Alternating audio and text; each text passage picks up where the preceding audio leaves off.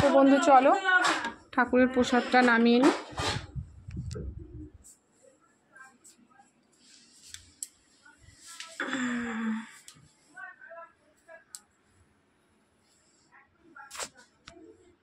ঠাকুরের প্রসাদ নামিয়ে আশেপাশে একটু দেব, গোপালের প্রসাদ, গুরুদেবের প্রসাদ।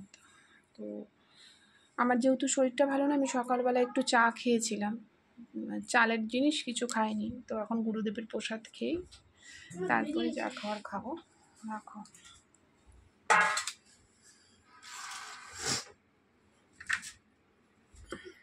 সবাইকে দেবা।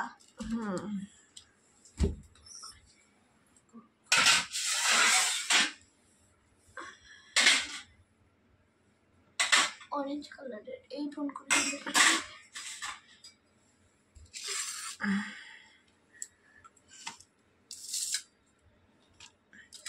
সব মিষ্টিগুলো ওখানে করছো কেন? এমনি তো বন্ধু মিষ্টি দেবা তো? হ্যাঁ, তো